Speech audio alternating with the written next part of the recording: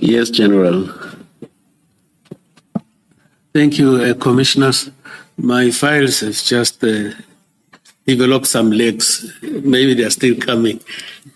My files. Yeah, but I've taken note of the clip. I also listened to it, but I will request that it be played, and then where there is that blocks of numbers and everything, then we just pause it there and zoom a little bit.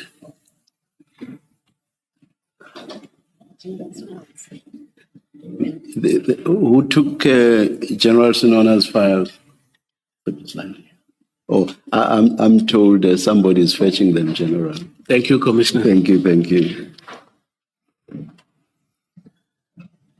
Yes, Commissioners, if they can zoom this one.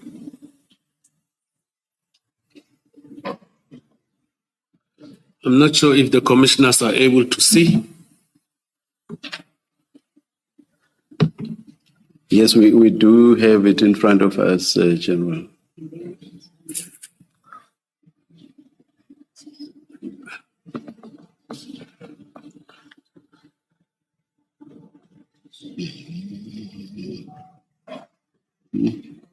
May I proceed, Commissioners? Sorry, General? Oh, yes, please, yes. Thank you, Commissioners. When you look at this document and you zoom deeper onto it, it does not depict a date on it, on the very same clip that has been played here. One would realize that this is a recording of a laptop screen. You can see on the what you call. What is significant to note, Commissioners, is that this is a virtual meeting. When you look there on the top, what is called toolbar, and also it is unknown whose meeting is this. For example, whether is it the SAPS meeting that is convened by SAPS, or whether this meeting is convened by service provider. And it does not speak about termination, Commissioners. It speaks about non-performance. It is difficult to confirm what is this meeting really about from the beginning until to the end, because this clip is very short. Commissioners, attendees of these meetings are indicated there on top. If you see on the far left on top, there is the initials LN. We don't know who is that. But number 2, I'm going to jump it now. I'll come back to it. It's TE, MG, GS, and so on. But number 2, Commissioners, if you zoom it correctly, you'll see that that number 2 from the LN, it is a logo of Medicare 24.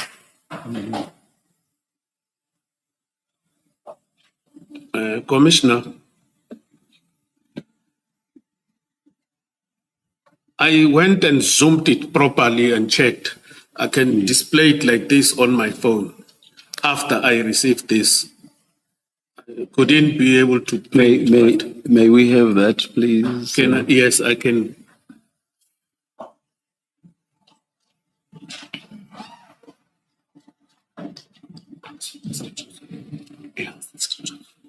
Let me screenshot.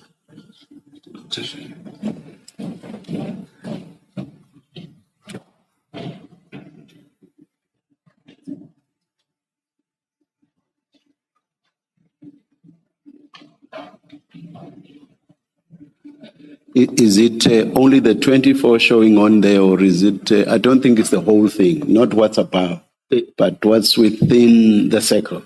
There is the circle and everything, Commissioner, if you zoom it. If you can bring the phone, I'll open something to show the Commissioner. Okay. I think I've seen everything you may explain. Yeah, I think I will follow when you explain. Yes. Thank you, Commissioners. Thank you, thank you. Now, I'm sorry. I'm sorry. Have you seen it, Ms. Mafisa, or would you also want to see it? Chairperson, I've seen it. Oh, you've seen you. it. Thank you, thank you.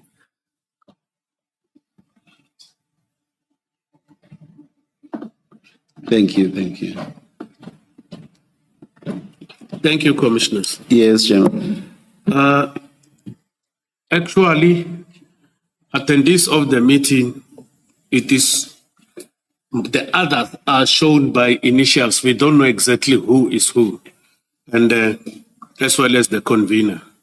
When you look at the number 2, that where there is 24, you look at those lines that circle like this, it depicts exactly the logo of what I've just presented before the commissioners.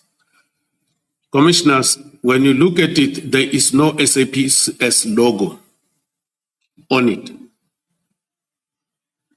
Now, what I want to say, Commissioners, is that I was lambasted that I have received this document that was an internal police meeting that I knew and then I should have done something about it. I think one of the commissioners, as well as the evidence leader, emphasized vigorously that there was a police logo on this, on I think it's Tuesday, if my memory serves me well. And for me, without analyzing properly, this is extremely misleading because there is no indication that this is an internal SAPS meeting. Commissioner, to conclude this, you can see that Medicare 24 was a participant here. What we can't determine is who was the convener of this meeting. And a picture was painted in that General Senona received a sensitive police information from Mr. Matala and decided to do nothing about it. And this information is about the termination of the Medicare contract, as well as that it has a Polish logo on it. And when we went after we've received it, by the way, it's one of the things that we were able to open through the assistance of the commissioner. And then we went and looked into this. It leaves much to be desired for in relations of the evidence. Sometimes when it is presented before the commission against people, it has a serious negative impact. So I'm very much thankful to be given this opportunity to go and look at this document so that whatever I'm seeing there, I must come and advise the commissioners. This is what I'm seeing. This is what it is there. And we don't even know who is talking on that platform because there's a voice of a human being that is talking on these recordings. I submit. Thank you for that, and thank you for the observations, General. But one thing I wish to comment on is that unless you point to something specific, there is no basis for then saying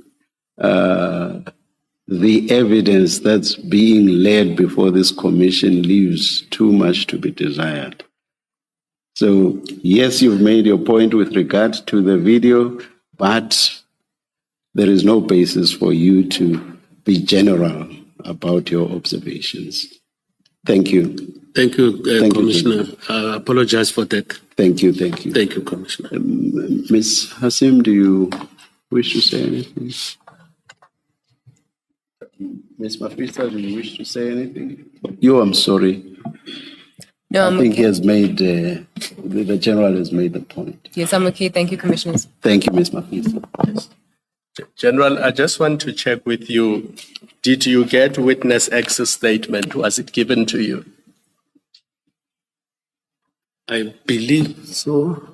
Yes, because the point you are raising, it's paragraph 33 of witness access statement. And all that is said there, I'm going to read it for you.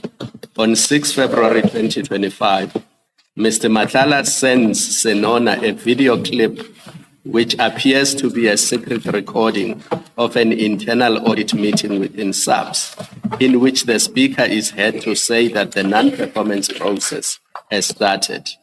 It sounds to me that the voice belongs to General Nkua. The contract in question appears to be that of Mr. Matlala's company, Medicare 24 Tshwane. Mr. Matlala is the shareholder of this company. So that is the evidence that was led before this commission. And you've heard that statement, so you should have had no difficulty responding to that allegation. The clip, Commissioner, the difficulty is that the clip couldn't open. You can't only rely on the statement, whereas they're talking about the clip. That's my submission, Commissioners. Yes, Mr. Sim? Chair, I asked my questions yesterday on this, and I'm satisfied. I don't need to go any further. Thank you. Yes. I'm inviting you to proceed with. Okay, thank you. Thank you. Thank you, General. Can we, I think now what we'll do is use file 2 of 3. That's the file we'll make reference to.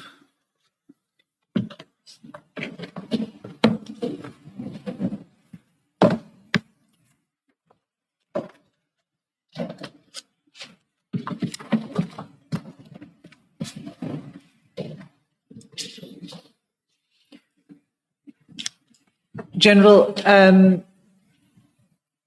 I just have a few questions for you. And they relate to your evidence in your statement regarding the Port Shepstone drug bust. So this next series of questions relates to that issue.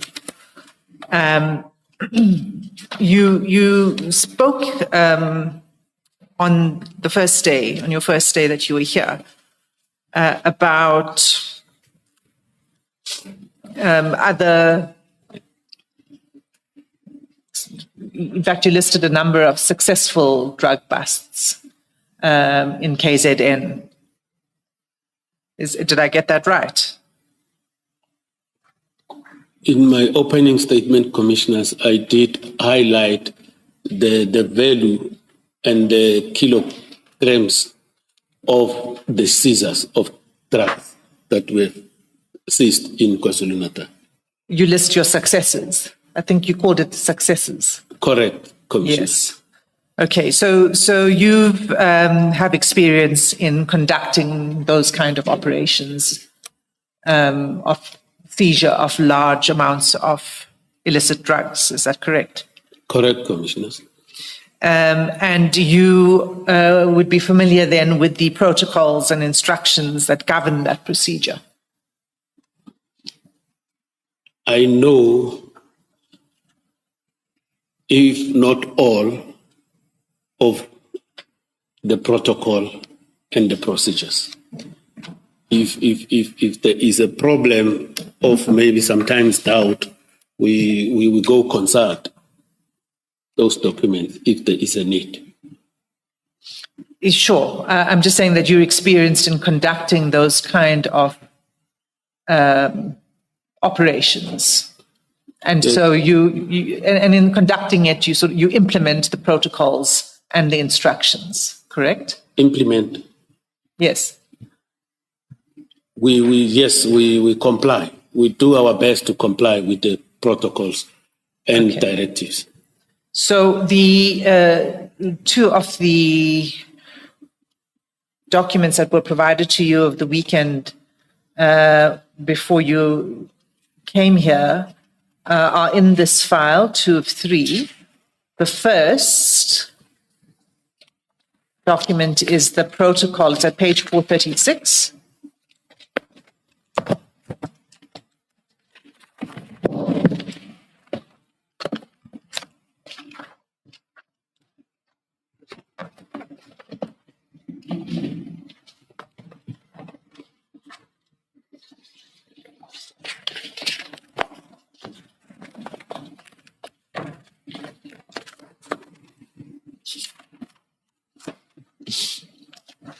You see that? I am on page 436, Commissioners.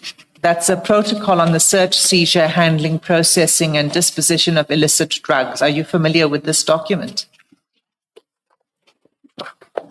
I've read this document after I've received it from the Commission, and over and above that, some of the portions of it, I recall them, that this is one of the procedures that needs to be followed. But I see it was signed in 2016.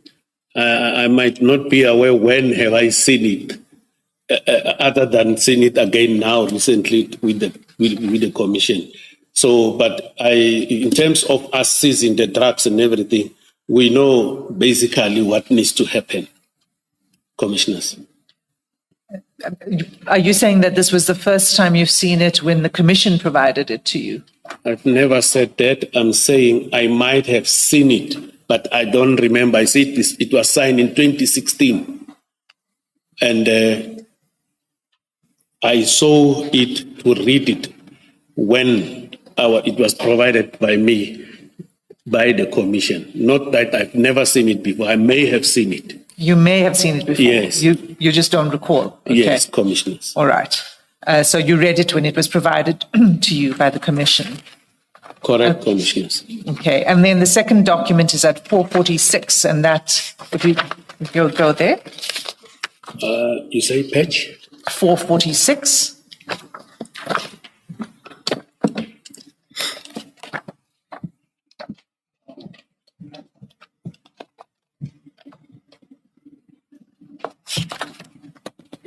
I see it, Commissioners.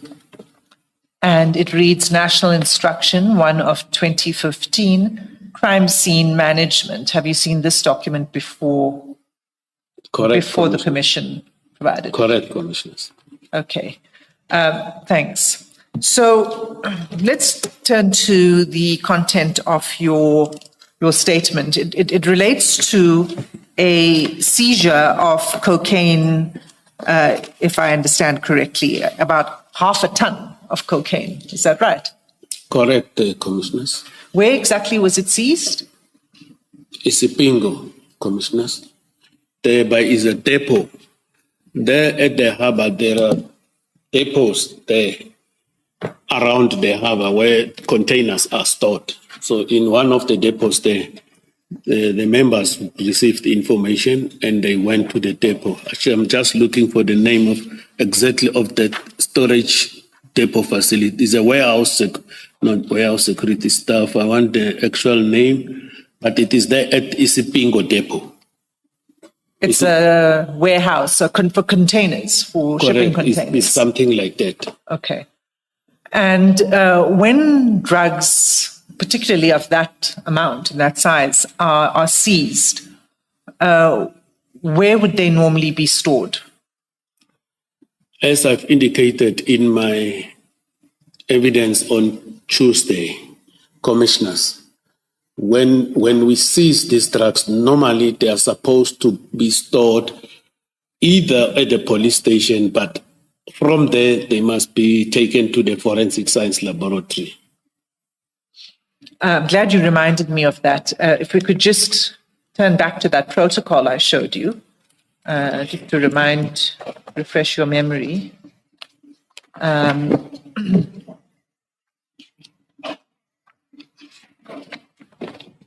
On page 442. 442.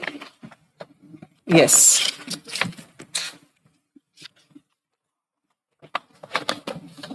I am there, Commissioners. I think what you're referring to is paragraph 5.8, submission of illicit drugs for forensic analysis. Is that right? Correct. And according to that provision, it says that all illicit drugs must be submitted to the chemistry section of the forensic science laboratory, otherwise known as FSL, within 7 days after it is handed in at the police station. Correct, Commissioners. I see that the paragraph 5.8. Thank you. Can I respond, or you wanted me to respond, or are you just ready? No, I will come back to it. I'm just making you referred to the fact that it needs to go for forensic analysis, and you just reminded me that it is part of the protocol that it should go within 7 days to the forensic science laboratory. And I just want to point out two other aspects of the protocol. Paragraph 5.6, sub A, requires that all illicit drugs must be packaged and then sealed separately in evidence sealing bags as per individual case. Do you see that? I see that, Commissioners. And then just one more, and that's in paragraph 5.7.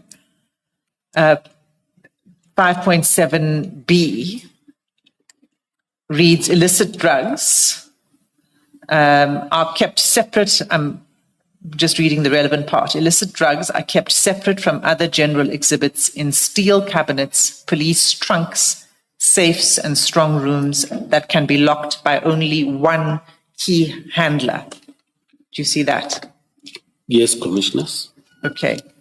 So when the drugs were seized at the warehouse, what would have been the closest appropriate storage space for the drugs?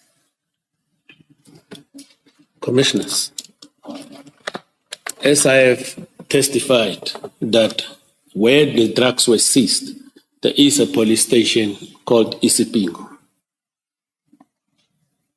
And then the members went to Isipingo to book those exhibits at SAPS Isipingo. And I was informed by the members that Isipingo said they don't have storage facilities, but the seizure can be written into the SAP 13. The forensic science laboratory was called to come to the scene. I think it's Colonel Kuzwayo. And eventually, Colonel Kuzwayo informed them that they cannot come to the scene. They only attend the scene where it is a clandestine laboratory. If maybe I have answered your question. So you say that there's no storage space for drugs at the Isipingo police station. That's what that is what my members were informed, and then they further called the forensic science laboratory in KwaZulu-Natal, and then Colonel Kuzwayo, who is the chemistry section commander, told them that they also don't have a facility to store because there was a problem with the flooding. And is it correct that there's no storage space at Isipingo police station? That is what I was informed, and it is correct, maybe because of the volume of these drugs. Have you subsequently established that, in fact, there was no storage space at Isipingo police station? I never went to the police station. Okay. When the seizures are happening, Commissioners, I normally don't visit the crime scenes because the members that are there, they are capable of handling the crime scene in terms of this other directive that is on page 446. So it is an expectation that the members will do the due diligence there. And I don't think they will come and tell me that there was a space, but we decided to take them there. They did engage immediately, and the counting and weighing and everything happened there at Isipingo SAPS. I'm just asking you whether you were able to establish for yourself then or any time afterwards whether there is storage space at Isipingo police station. Commissioners, I didn't go and establish. Okay, that's fine. Is there any... Maybe, Ms. Assembly, just to be clear, I think you speak of whether there is storage space, and the general is speaking about for that quantity. You understand the distinction? So I think let's be clear what is the point of disagreement, because there may well be storage space in Isipingo, but not for that amount. So I think No, that's I the mean clear- for that amount. I mean, for these particular drugs. Okay. That's a appropriate storage space. My members were informed there is no space. Okay, so I think the answer remains the same. Thank you. Is there any other? So here you have a very large haul of cocaine. Is there any other space close to the site where the drugs were seized, where it would be appropriate to store them? While these challenges were experienced of the storage facility by my members, I have indicated that a brigadier who is responsible for serious organized crime called me and reported this challenge. And he made suggestions that we do have a safe facility where we previously stored large quantities of drugs, and then as a result of us not getting assistance at the Isipingo as well as the local forensic science laboratory, I recommend or suggest that we store it there. Then I said, if we store it there, you say previously there was this type of storage. Then I agreed to that suggestion that there in Port Shepstone, these drugs can be stored. And there, when they were stored, I did went and have a look at the storage facility the strong safe. And then I saw it is appropriate to store that volume. And then before they were handed in, other exhibits that were in that store were removed so that we can store these drugs. They were stored, I think, alone. They were placed there alone, these drugs. And I was comfortable and happy that this is a safe place to store these drugs. Okay, so you approved the storage of the drugs at the Port Shepstone Hawks office? I did agree based on the fact that the forensic laboratory at Amanzimtoti said they don't have storage facility. And then the police station said they don't have storage facility for these drugs. And again, it has been a practice before my time that drugs were stored in that storage facility. And you say there was no storage facility closer to where the drugs were. That's why Port Shepstone. I mean, how far away from Sipingo is Port Shepstone? Can be 100 kilos plus. I must just get my calculation, but 100 kilos plus, unless the commissioner wants to assist me. No, I wanted to. It's just over 100, I think. Thank you, Commissioner. So I just wanted to understand if there wasn't any other storage space closer. No, there wasn't, according to me, where they could have got help. But I don't know if they ask other police stations, because with me, I know that the Pretoria Forensic Laboratory said they don't have space because they requested me before even this bust that I need to give a disposal order for certain drugs that were taken to them on a previous occasion. But commissioners, I must mention that, if I'm allowed, that after this theft, the storage facilities were available. Other drugs we were able to bring them to Pretoria. The police station will keep them for 5 or not more than 5 days. We were put under pressure. I will use my budget to transport those drugs to Pretoria, requesting the combat teams from the office of the provincial commissioner to deliver these other drugs after the theft. And at one instance, I know I didn't say it in my evidence in chief, but now that I'm also questioned, at one instance, the provincial commissioner assisted me to transport the drugs to Cape Town Forensic Science Laboratory. So in KwaZulu-Natal, it is a problem. Okay, so you're saying there wasn't anything closer? There was no other police station closer? That's what you're saying?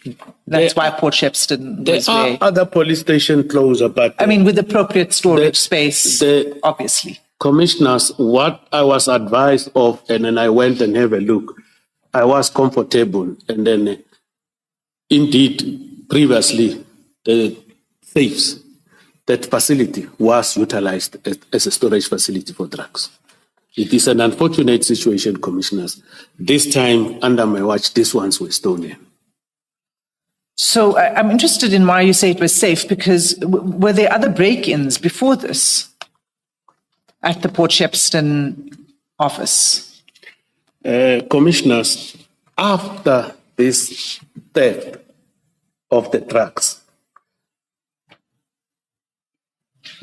it came to my attention that there was breakings there in relation to people, these street people, hobos, I'm sorry to say so, but it's for lack of a better word. Homeless. Come again, sir? Homeless people. Homeless. Yeah, thank you very much. Homeless persons. It's like the persons with disability, they put it somewhere. So, but thank you for assistance. Those homeless persons, they will come and break after the effect, and then I realized that they were stealing in the offices laptops of members. And then they were arrested, and those laptops were recovered. The suspects were arrested. And other breakings, it's also the homeless people. You'll see when I read the report, it was after the effect when it came to my attention. Then they break the kitchen window in order to come in there using a stone. You'll find a stone that was utilized to break the kitchen window. And these break-ins were discovered by members upon them when they do the visit after hours, sometimes in the morning when they report for duty. Those are there are several incidents that were brought under my attention after the theft. But should I knew this before, maybe my decision to agree would have been otherwise. When did the theft take place? Which one?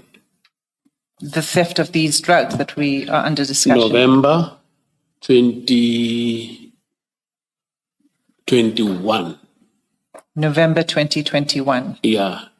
So you be very clear that it was, if you had known, then you wouldn't have done this. Can you please go to page 536?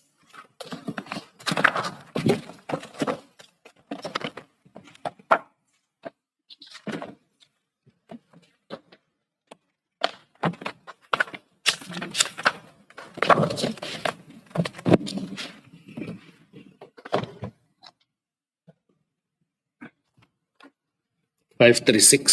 Yes. Thank you, Commissioners. So do you recognize this document? Yes, Commissioners, I do recognize this document. Can you go to the second page of the document, the last page? 537. 537, yes. Thank you, Commissioners. And what is the date of the document? 2020-01-22. January 2020. 2020. Correct, Commissioners. Okay, so almost 2 years, a year and 8 to 9 months before the theft took place, right? Okay, Commissioners. And who prepared this document? Commissioners, I see at the bottom there's initial R.S.R. Singh. Is that the section commander for counterintelligence KZN? According to what is written here, correct, Commissioners? And it was sent to you? When? On the same date? Commissioners, this document, I want us to go to 536 so that I can respond. Page 536.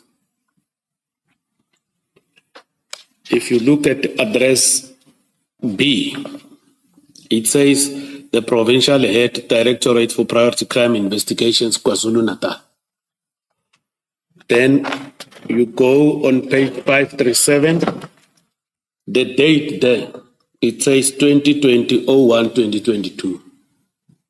It is not possible that this document was sent to me on this date.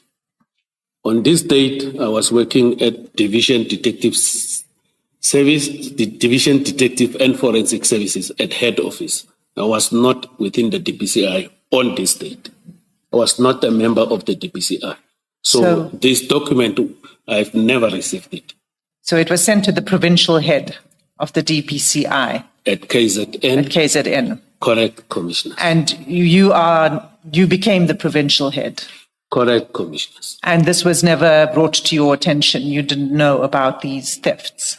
I didn't know about this document as well as the other theft, except that there are only two housebreakings that happened while I was there. So I'm going to take you back because let's just actually, before we leave this document, go to paragraph 4 of the document. Because this is what it says about the office itself, the building, right? Which you then came to be in charge of, right? Yes. So paragraph 4 says a general inspection conducted by this office previously of the premises revealed the following in terms of MISS security measures. 1, no CCTV cameras are installed in and around the premises. 2, there's no early warning alarm systems in place within the office space, more especially in offices located on the ground floor. 3, no beam sensors located exterior to the office accommodation. And then if you go to the comments, it's the recommendations of how to address those shortcomings. Correct? Correct. Were those shortcomings ever fixed? Commissioners, I was not privy to this document. I agree that address B is the provincial head before my time. And I've already indicated a few minutes ago that this document, I have not seen it before until such time that the commission has provided me with this document. Okay. So let's go. Sorry, Advocate. It's going to be difficult for me to talk about this document. Hence, it was never brought under my attention. I saw it when I was presented. It was presented by the commission. We don't need to talk about the document. You've confirmed that this was the findings in 2020. I asked you whether those had been addressed, because this is now about the office, the building. So what I was asking you is whether there are now CCTV cameras, early warning system, beam sensors, etc. All I know, the alarm system was there when the theft took place, but this is the recommendations, but all I know, the alarm system was in place. And further to that, I did apply for security personnel to be appointed in order to be deployed there to guard the building. Now, recently, they advertised the post now recently. Even the process of shortlisting and appointing, it has not yet started. Now. I think, January, this month. Oh, so after the theft. Correct. Okay. And if you look at, this report that we were just looking at is attached to a report by General Mosikiri, which is at page 428. 528, apologies. 528. 528.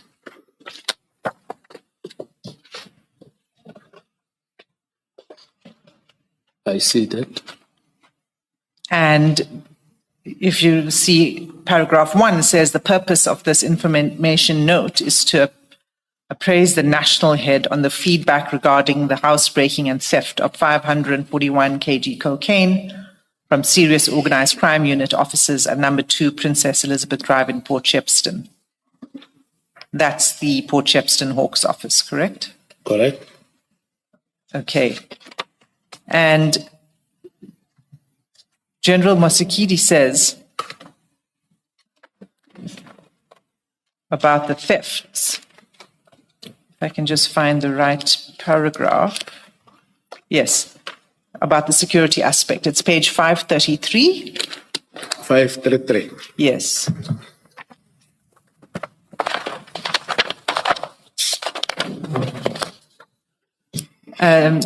Before I go here, can you please remind me, General, when did you take over the position of provincial head in KZN?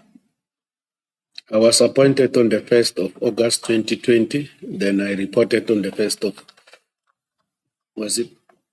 on September? 1st or 2nd of September. I don't know if it is a Monday, the 1st. Then I started on the 1st. If it Page is 7 of your CV. CV. Your CV.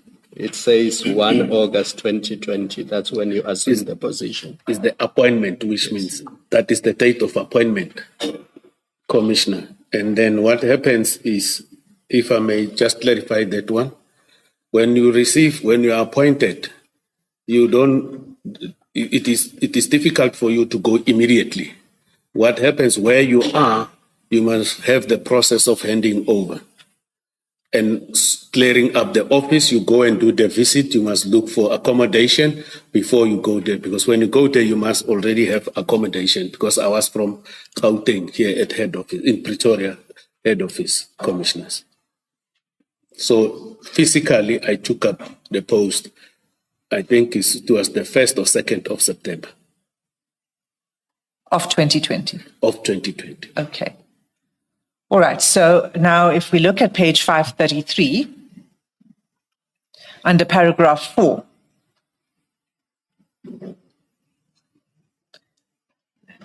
General Masikiri deals with what she calls the security aspect.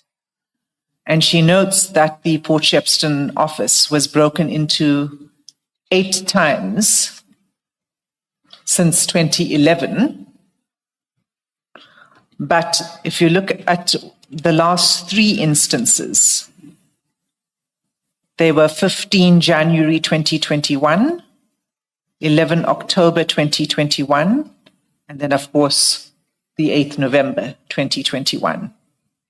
So those 3 were while you were the provincial head, correct? No, incorrect. Commissioners, I'm saying it is incorrect. It is correct with the last 2, not the last 3. Sorry, I thought you said 20 September 2020. Sorry, I beg your pardon. I think I missed this year. Yeah. January. Yeah. Yes, commissioners. Yeah, correct. Correct. It's the last 3, correct? Yeah. Yes.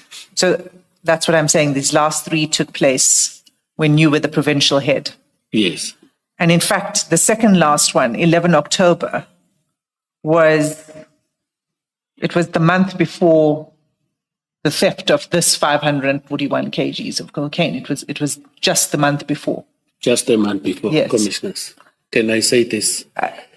The last one is the actual theft of the cocaine. The last one. Yes. So before the actual theft of the cocaine, that's why I was confused earlier. It was 2.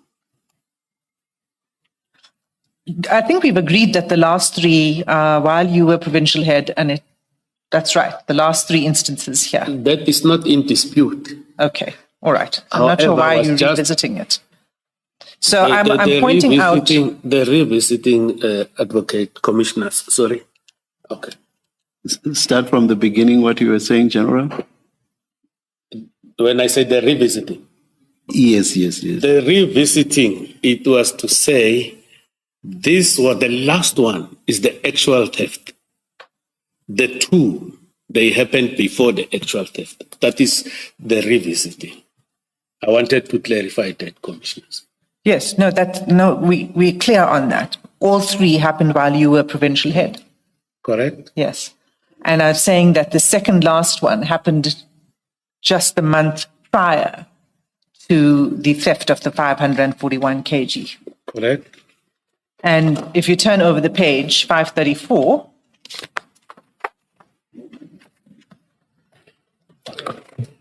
at paragraph 4.4,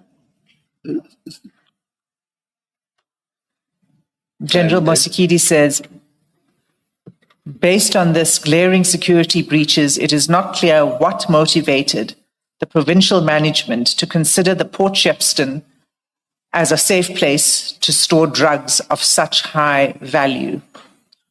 What is your comment on that? Although I've seen this document when I was presented with the files by the Commission, I'm saying, Commissioners, these breakings,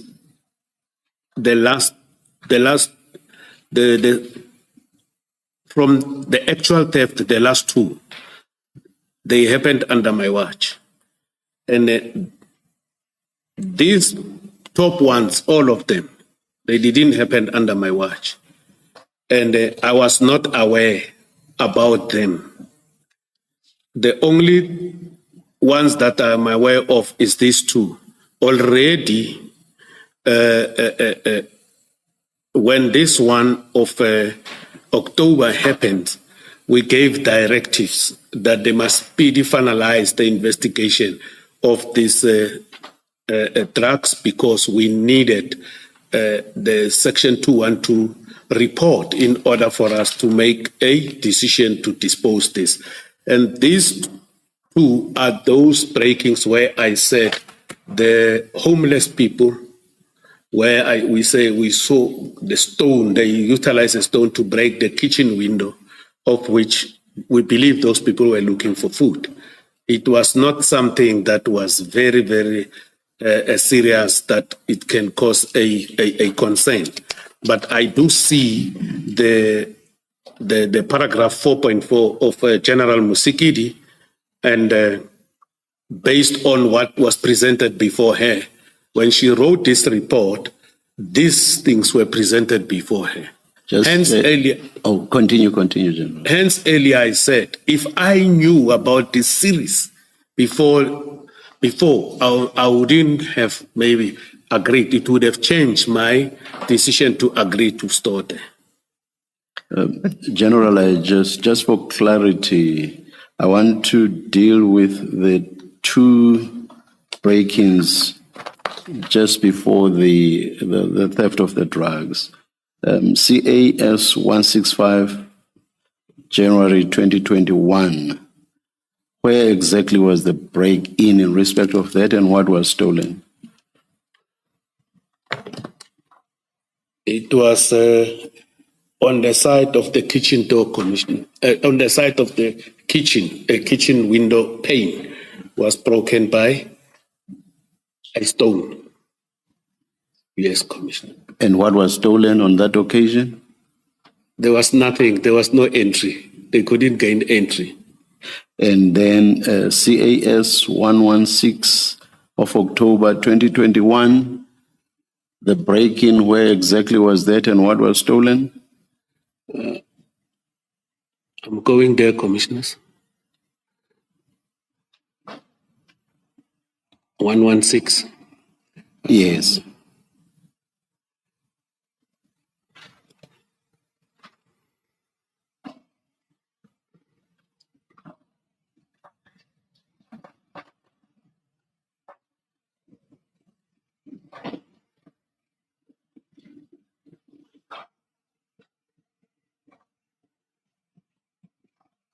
Commissioners, they couldn't gain entry. It was also the same modus operandi. The window pane was broken by a stone.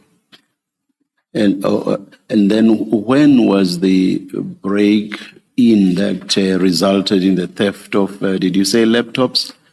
Please just remind me, you did say when that was. I thought perhaps that was one of these two. It's not one of these two. Okay, Commissioners. when was that one? It's the ones before me. I can't exactly, I'm unable to tell the commissioner now, this is this, until if I can be given opportunity to No, request the report. I have the clarity I need. Thank you very much, General. Thank Yes, you. Ms. Hassim. Thank you. So you were aware of the thefts from before your time? Which ones? I know about these two. I became aware. Sorry, the laptop theft, when did that happen? Commissioners, I indicated I knew about this after the fact. These others. Oh, I see. The laptop theft you discovered after the fact. I was informed about them after the fact. So, Sorry, Ms. Hassim. And the thefts were from offices, you said. Well, if I remember very well, I think they broke windows. They were breaking windows, and then the battlers, then they will break those things, go into the office, steal a laptop, go. According to what was. When I refer to the office, I'm trying to make a distinction between the safe or strong room and offices. So were the thefts from offices or from the strong room? From offices, Commissioner, not the storeroom. Yes, Ms. Hassim. thank you, Chair. So I just want to ask the following, based on what had been recommended by the earlier report we were looking at. And you'll see it's, General Moskidi refers to it, she says in 4.3, but it's really over the page. The bullet points. What I'd like to ask you is whether there are perimeter beam sensors around the ground floor of the office. There are no perimeter beams. I indicated that the only thing that I know that is there is the alarm system that was there. And then I further indicated that I participated in ensuring that we need security guards. Currently, they just advertised post. The process of appointing security guards for those buildings is underway. And there are no infrared sensors in the interior offices? There? There are no infrared sensors? No, there are no infrared sensors. And the alarm system that you had at the time, the drugs were stored there, was the alarm connected to an armed response company? The alarm was connected to the owner. I can't recall if there was an armed response as well as the acting unit commander's phone. If anything happens, there are no people. You'll get some sense of, you get either a call or some sense of notices that there is something that is not right. And I know this because in my old office, it was connected to me, to my cell phone. Okay, and then the last one was what was required was upgrading and repairs of the perimeter lighting. Can you comment on the perimeter lighting of the building? Which one? Page? We was 534. 534. Paragraph? It's the same bullet points that I was dealing with. Which bullet? Oh, the last one. Yes. The last bullet. Commissioners, I've never visited these offices during the night. I'm unable to talk to this one.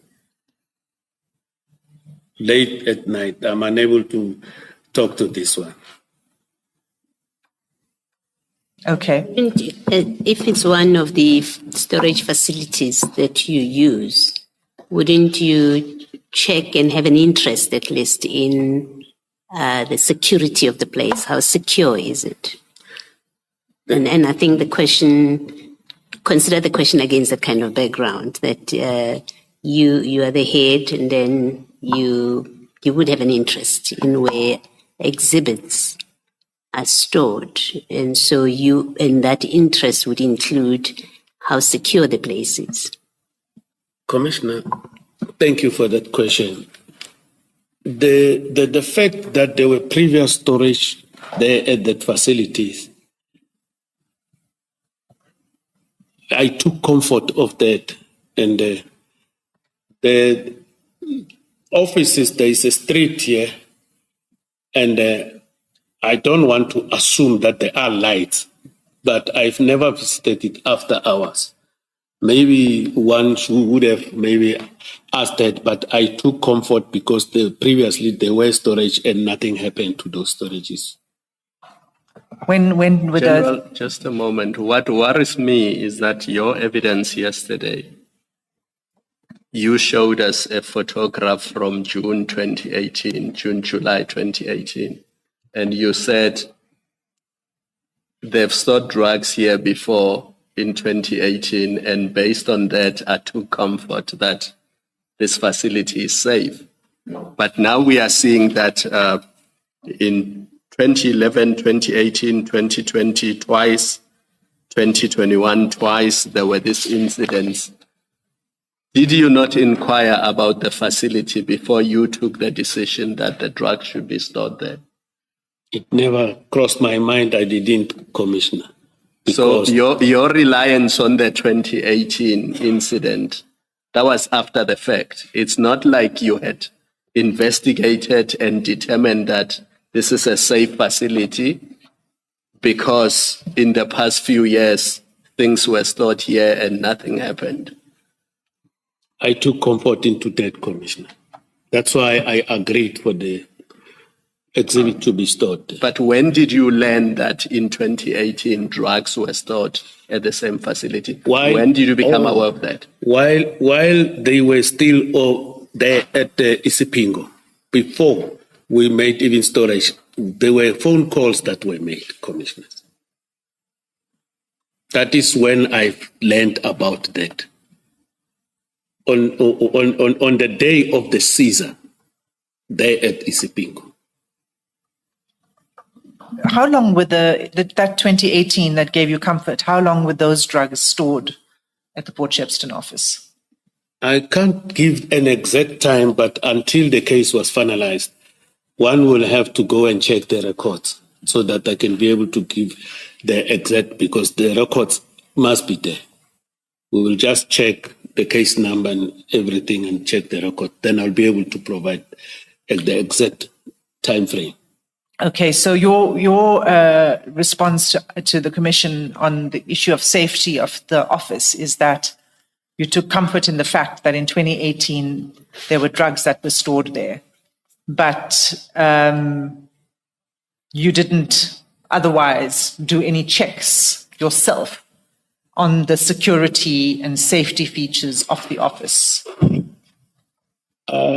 The security and safety features, I didn't check, but I said I went on the day when these exhibits were placed there.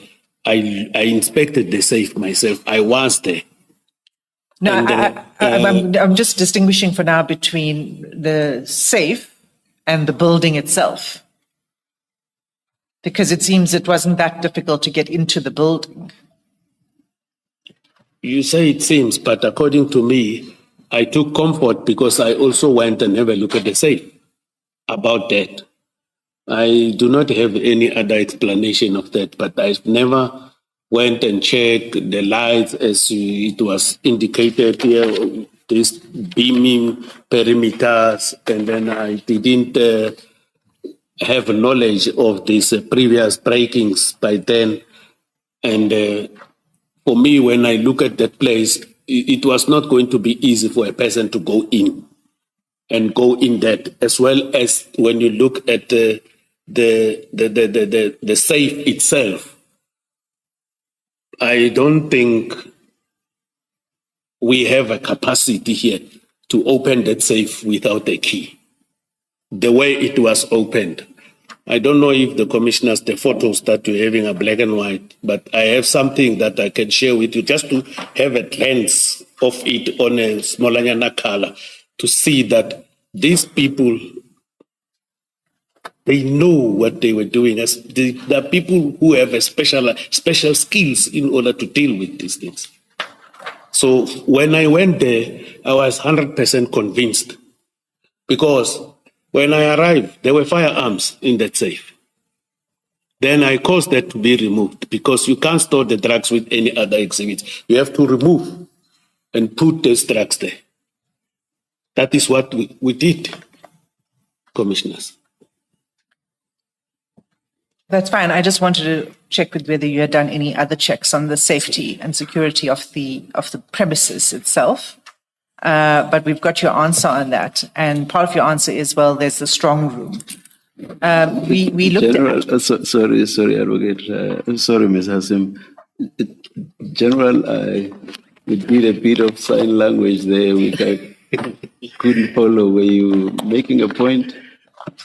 No, Which appeared to be directed at me. I wanted to show the commissioners this thing in color. Yes, yes. Yeah, if somebody can come and help, you'll see that this thing is heartbroken. Now that thing comes back now. But why? Why me? Or just... You must just page up like this and show them. That pain comes back, commissioners. Even the day I leave the police, the pain will never go away.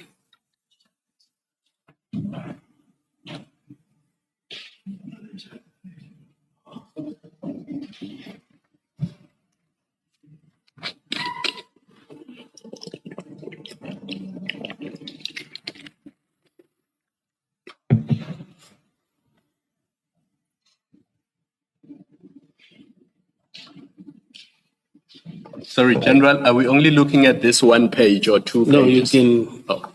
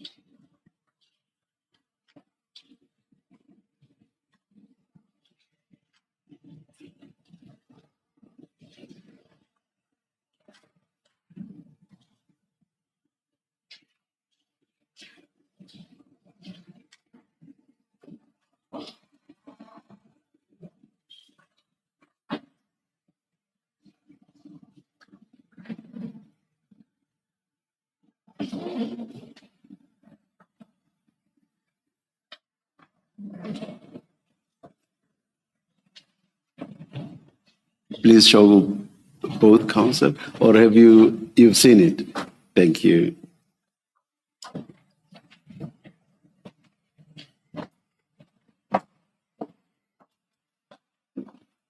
In the meantime, General, if you could just explain this to the very first picture.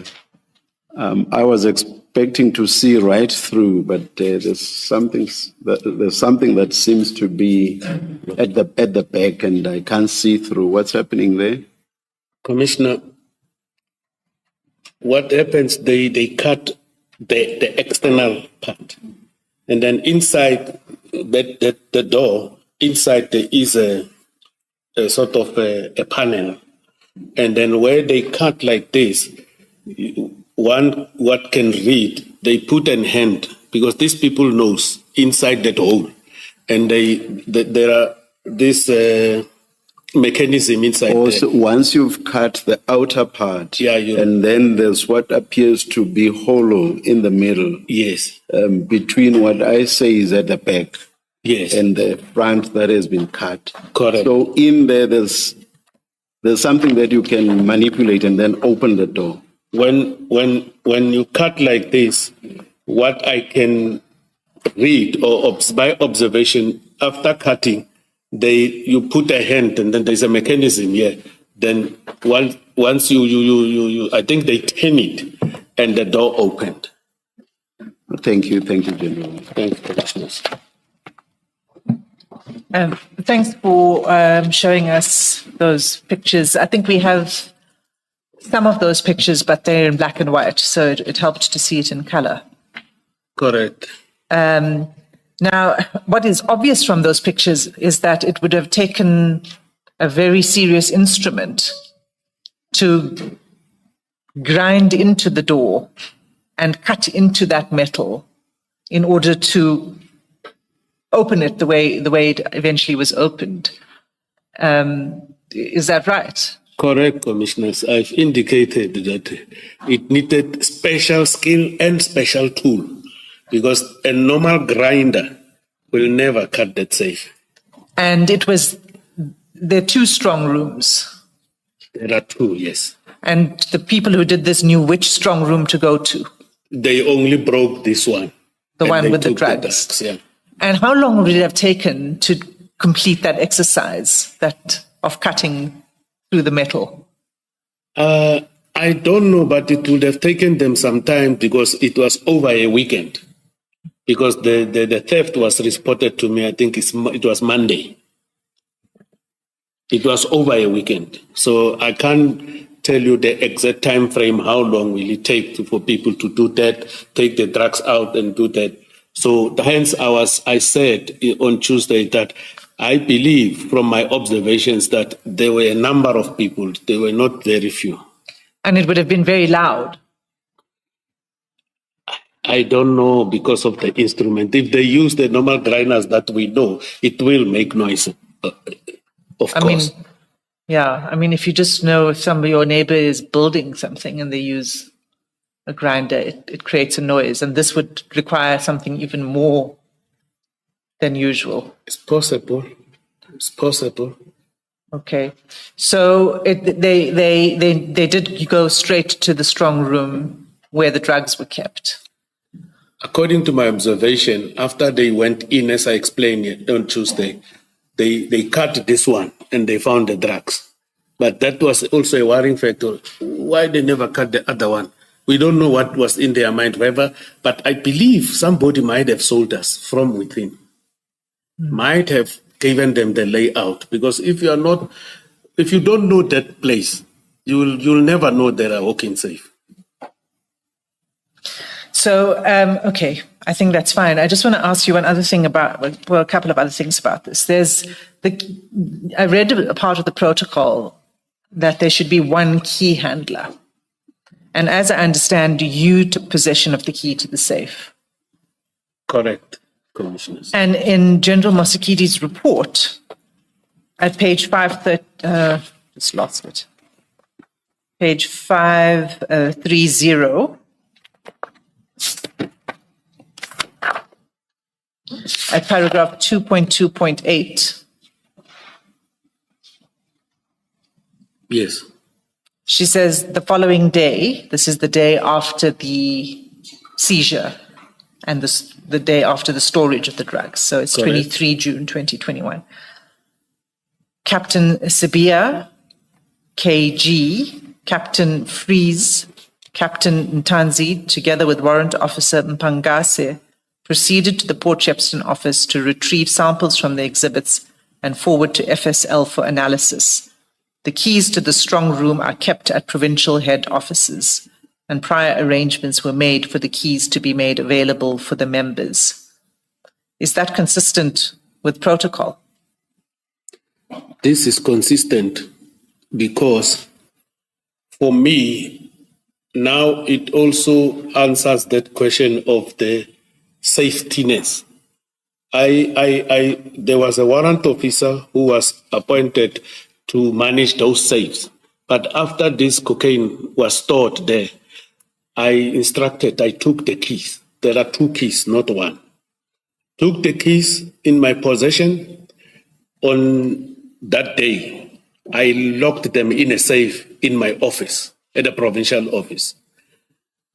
The warrant officer Mpangase was the investigator of the seizure of the cocaine. He came to my office, asked for the keys. I let him sign for one key. I kept one. He signed, he went and did his job. In the afternoon, he brought it back. So that, why did I take the two keys, Commissioners? So that I didn't want to be with one key. The drugs are stolen I'm having a key, another person is having a spare key, automatically, if a key was used, automatically I become a person of interest. So I took both keys for safety. Whoever wants to come, he will come, he will go with other people, then do whatever he needed to do, because the only thing that they needed to do by then, it was to get the samples and show the forensic illness and everything to send to forensic science laboratory for analysis. So General Mosikiti refers to several people, not just the warrant officer Mpangase. And I'm asking you, is it not a risk? Is this not a breach of the protocol? Because it puts a key in the hands of several other people who could have made a copy or anything. You know what the risk is? These members were involved in the season. The risk is you give one person the key, goes there on his own, and those things that are no more 541 is a short. That is the risk. But if you put if these people went together there, there's no way that another one will start to steal or another one will tell another one to steal. So that is something. So you saw this as a security to have more people? Yeah, because they knew these ones, okay, they were part and parcel of the Caesar. They are a drug squad in Devon. Okay. I just want to, because it's such a large seizure, it's at 0.5 ton of cocaine, did you not think you should have oversight? And if you're going to, you took the key and you said you're going to keep it, should you not have retained control of the key throughout the process? Meaning if something had to be done at the strong room, that you would accompany? I'm the provincial head. I can give directives to people to go do the job. It does not necessarily mean I must do the job. Like, let me put it in this perspective. The DPP of a province does not necessarily read the dockets and make decisions. He's got people who are doing the job for her. She reads, she brings the panel of advocates, then that. It's like me. So, and I asked them to go there, and they did their job and brought the keys back.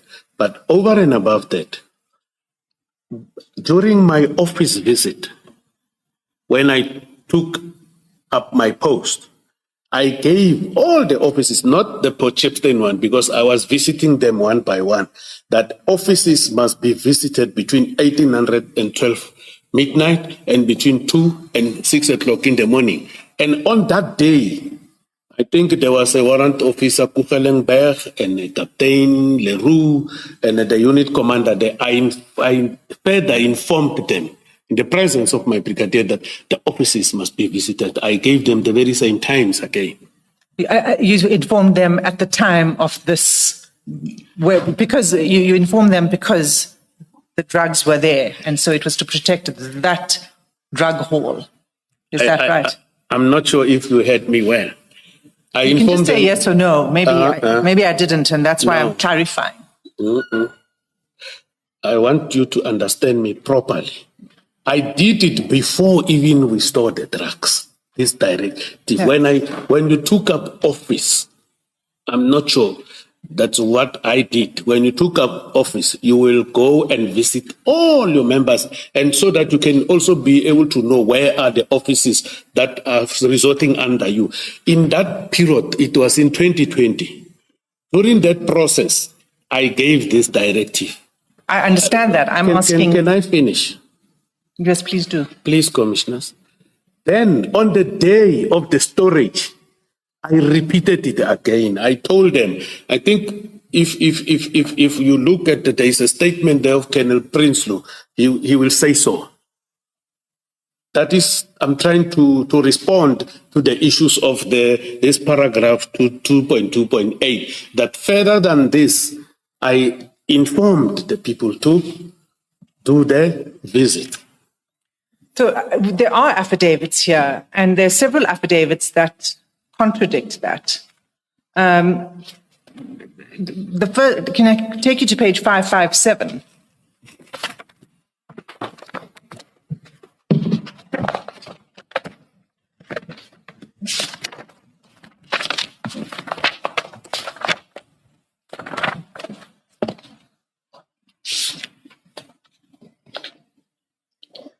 Okay, in Correct. paragraph 2. Yes.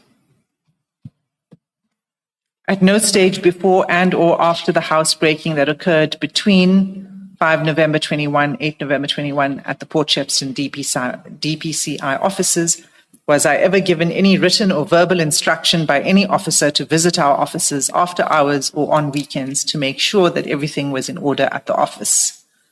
And it goes on. And then it says the times that I did visit the office was on my own initiative because of the previous breakings we had at our offices. However, I do recall that our previous acting commander, Lieutenant Colonel J.J.P. Prinsloo, did ask the office personnel to visit the office when they are in the area without giving any specific reason. This is from a detective warrant officer. What's your I think response to that? You said it's contradictory, but the answer is there. You read it. On the same paragraph, there is an answer there. So my response is the members knew, because when you look at this statement, it was taken now to, I think, September 2025, but they knew these members. No, it doesn't say that. It says at no stage before or after the housebreaking that occurred between 5 November 2021 and 8 November 21 at the Port Shepstone DPCI offices was I ever given any written or verbal instruction by any officer to visit our offices after hours or on weekends to make sure that everything was in order at the office. And this is important because you said that at the time you gave this instruction. And I'm saying this officer said something different. I don't know why he said something different, commissioners, but I did give this directive. You look at the,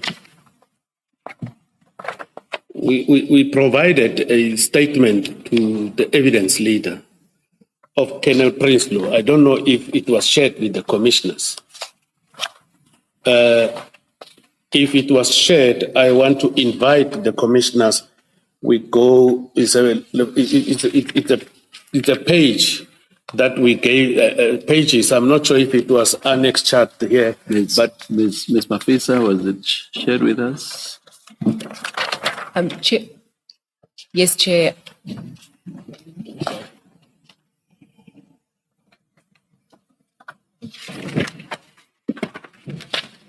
Thank you. We have it now, General. Where do you want to take us?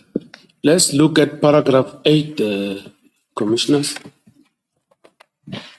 And this is a statement by Lieutenant Colonel Jacobus Jeremiah Pietras Prinsloo. Yes, paragraph 8. From the bottom of that paragraph, we'll read 1, 2, 3, 4, 5.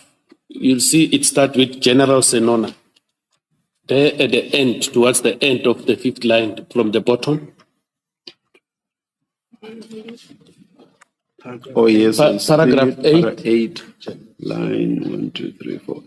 And this affidavit, commissioners, it was signed on the 25th of 11, 2021. This affidavit by Colonel Prinsloo. Can I read where I wanted to take the commissioners?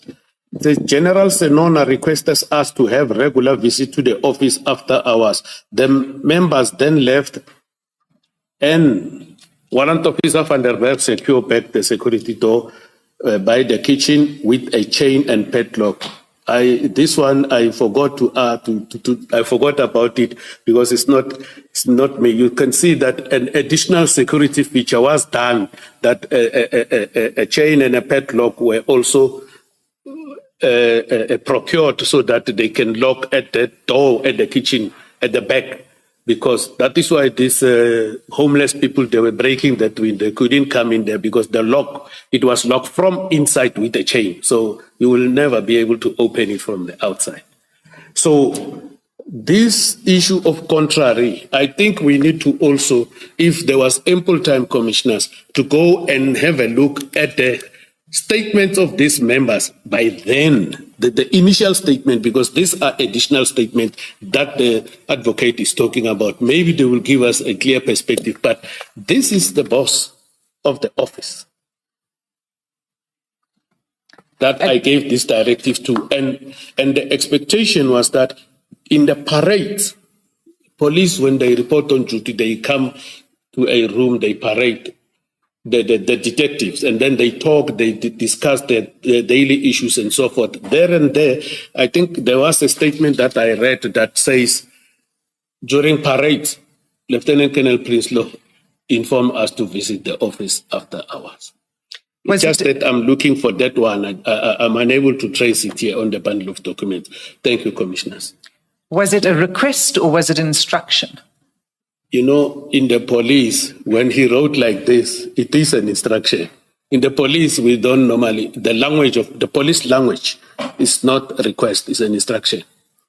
And so would there be a log, an occurrence book or some sort of entry to show that between these hours, which officer patrolled the area, did a site inspection and a site visit every single day between what hours? There should be, because the instruction was that OB entry must be done to that effect, to the effect of the visit. So have you seen such entries? Look, the criminal investigators, they took a lot of stuff. The only thing that I was having after the break-in is only these copies that I did for me. But further than that, I don't know. Okay, so did you check at the time? Did you check that these inspections were taking place? I didn't have opportunity to go and check, Commissioners. My heart was bleeding that who did this. My wish was that we need to arrest these people and recover this cocaine. That I didn't check. But my focus, the priority by then was to try and identify and arrest these perpetrators. I accept that, but would it not be important for you to do that check? Because you had what's the street value of the cocaine that was stored? 541. The street value. 200 million. It was over 200 million. No, 200. It was exactly 200 million. That's what we were informed, Commissioners. So you had 200 million rand worth of cocaine stored in the offices. I'm asking whether do you not think it was appropriate for you to ensure that there was greater security around the offices, including by checking that visits were being made by officers? Commissioners, I believe the actions that I've taken, they were sufficient enough to ensure that those exhibits were secured. The issue of the padlock, the issue of giving instructions of the visits, the issue of the walk-in safe, the strong room, the issue of taking the keys that not two people must be able to have the keys. I believe I did what was necessary. I know the advocate is asking me, was it not necessary for you to go and check? But I believe it was necessary. Because, and I believe the members were doing the due diligence. So let me understand this. This theft happened over a weekend, either on a Saturday or a Sunday, Correct. The 6th or the 7th of November. And I see from your statement that some police officers would go to that office from time to time, but there was nobody stationed there permanently. Correct. Yeah. There was nobody stationed there permanently, Commissioners. You'll realize that on that weekend, members went to the offices. Yeah, but he only went there to pick up something and he smelled something. He thought it was load shedding. And also the unit commander went to visit the office, Commissioners. Even previously, when I asked in terms of the guards, there were no guards that were posted there permanently. And I think in the statement of Colonel Prinsloo, you'll see, let me check that paragraph, where he said he also requested the K9 to patrol the area of the surrounding, the K9 of that area. Commissioners. I mean, I'm no expert on policing and how you store your exhibits, but it seems reckless to me that half a ton of cocaine is stored in a remote location. There's just a safe there and a padlock, but there's nobody guarding it. Which means if anybody wants to break in at night, they can do so because there's no appropriate security. And they have enough time to even use a grinder to break the safe and go in and steal this cocaine, which is in fact what happened. I'm assuming that's what happened. Let me not say in fact. Commissioners, I believe I did everything in my power to secure the cocaine. And over and above that, Mandrex were stored to the value of 254 million, the value above this one on a previous occasion, as well as hashish compressed dagga. It's a very expensive dagga, that hashish. It's a pity I don't remember how much was the street value of that. So I believe I did the right thing. I did all that I could do to safeguard those exhibits there. But I said after the theft, there is space to store cocaine. There is space to store cocaine. And I don't know before why we were informed there's no space, we can't do this. Now even police stations, but they want you to only leave those things for a week. It can't go over the weekend. Then I indicated I had to pay from my budget the combat people to transport these exhibits because they are a subject of a case that is investigated in my office. Pretoria has been receiving them. And currently, that is the practice that is being done if we seize drugs, commissioners. General, it seems though that Colonel Prinsloo himself was not happy with the security of that place. I mean, it's his office. He says in this statement that you have given us, at paragraph 10, he says, I was not comfortable with it being stored in my office as the security of my office is not up to standard. So you've got a person who's in the place, who knows the place better than you do, and he tells somebody in this statement that I was actually uncomfortable because the security there was not good. And you from outside, you say it was a very safe place. Commissioner, the previous unit commander before Prinsloo is a Brigadier Nyuso. I think the 2018 storage, he was the unit commander there. Now, this paragraph, I saw it, but this was never brought under my attention. When I look at it, it seems he told a brigadier here who was there at the office. But even this brigadier never came and advised me, General, there is this 1, 2, 3. We need to do something. If it was brought under my attention, maybe one would have taken additional and necessary steps to deal with the situation.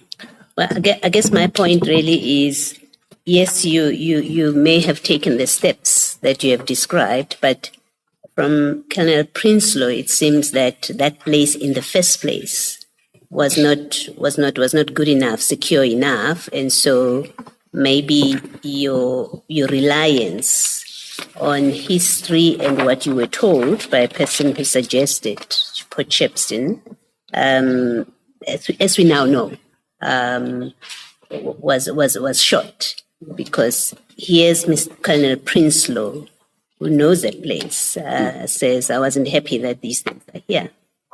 I agree with you, Commissioner. The only challenge is it was never brought under my attention. I would have taken action.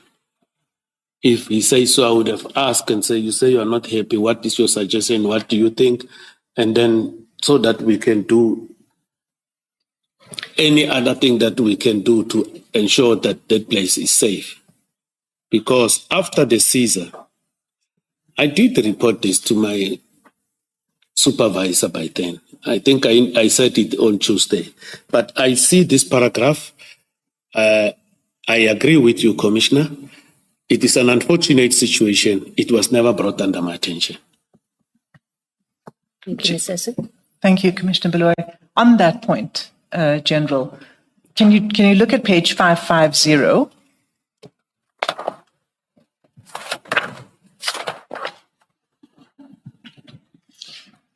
This is an affidavit by the very same Prinsloo, right? If you look at the Yes. name at the top.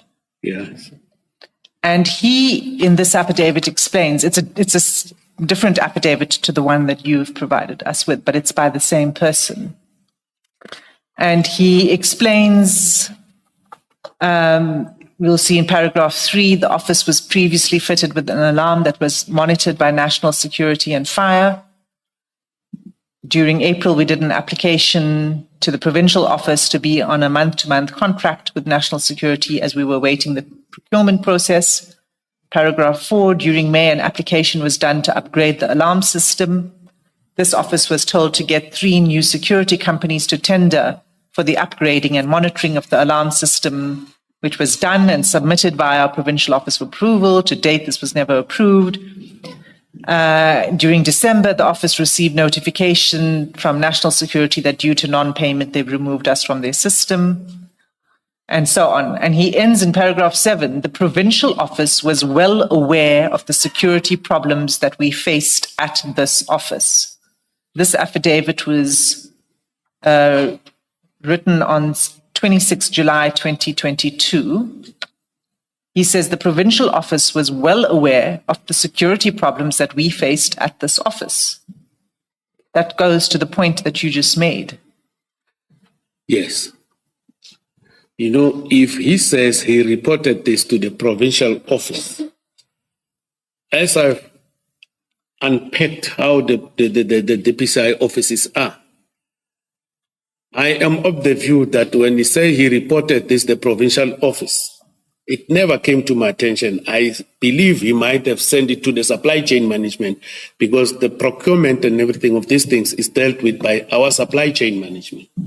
And I'm also emphasizing, I'm again emphasizing, if it came to my attention, commissioners, I would have devised some means to assist and take and protect these exhibits there. General, there's a basic question that it seems you should have asked, given the value, well, not just the value, but the substance itself, such as, do we have an alarm system? And in this, which Ms. Hassan has just read now, Colonel Prinsloo says they were taken off the alarm system in December 2020. And this incident is in 2021. The incident is 2021, commissioners. So you are already in office. They are removed from the alarm system, notification system in December 2020. There is this, you go there, you approve that it's okay, it's a safe place, but you don't ask what I thought would have been, your first question, do we have an alarm system? So that it is triggered if anyone tries to get in, but you don't even check that. But in fact, we do have a record that says there is no system. The provincial office knows we don't have an alarm system. According to me, commissioners, the alarm system was there. I think when I understand this affidavit that I'm seeing here of Colonel Prinsloo, the second one, is that when the advocate was reading it, my understanding was that there was this security who fitted the alarm system. That was monitored by them, but it was never removed, according to my understanding of this. Because once you have this type of a security system. No, General, read paragraph 5. It says. Paragraph 5. 5. It says, during December 2020, this office received notification from National Security that due to non-payment, they have removed us from their system and will not be rendering any services at our unit Am I wrong? No, I see that, Commissioner. You see that You're now? correct. Okay. You're correct. All right. You know, the challenging part is this was never brought under my attention. I think they were dealing with the supply chain issues of the buildings in our province. Supply chain, they have these facility managers with supply chain in the supply chain offices who are dealing with that. And then at our head office, we have a colonel who also deals with them. Normally, if there are challenges, the supply chain at the province will talk with the supply chain at national, but this was never brought under my attention, commissioners. I fully agree about what he wrote here, Yes. and I can't dispute it because it was not brought under my attention, but he might have reported to the supply chain at the province, which means my members there failed to come and inform me about this type of a thing. Yes.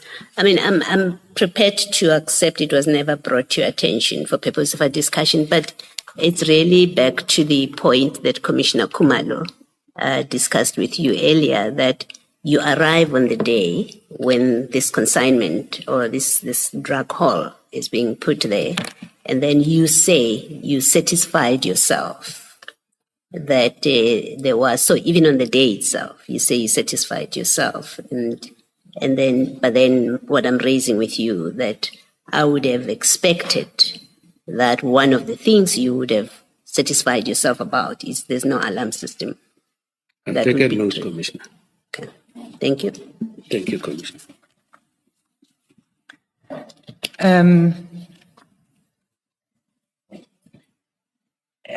I must also bring to your attention, General, that in addition to the affidavit I referred you to on page 557, if you can just go to page 559.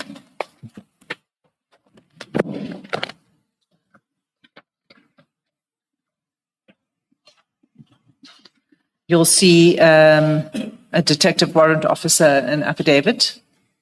Warrant Officer Pinar, Yes. 559, correct. Yes. He says that in paragraph 2, I cannot remember the dates and or time when Lieutenant Colonel J.J.P. Prinsloo, our previous acting commander, asked us on office lectures to visit the office after working hours and or weekends if we are in the office area. I presumed that the reason for Lieutenant Colonel Prinsloo asked all the office personnel to visit the office was because we had previous office break-ins. And then he explains more about the risks, and he ends, I must clearly state that I did not know and was never told by anyone until the break-in at the walk-in safe of any drugs being kept at our office. So he says that what he knew was that the previous acting commander asked them during office lectures to visit when they were in the area, which is not the same as patrolling much more purposefully in order to secure the office because there were expensive contents. Do you want to say anything about that? Because there are a couple of others. This is one of the statements that I said. He said during parades, so it's a lecture.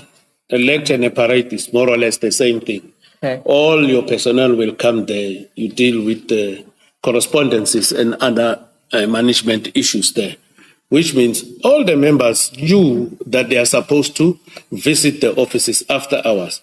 But the mere fact that Colonel Prinsloo put it the way he put it, I don't know why he put it, because as for me, in his statement, he said, I requested them to visit the office after hours and so forth, of which, when you say request, you ask me whether is it a request or an instruction, and in the police we give instructions, we don't request.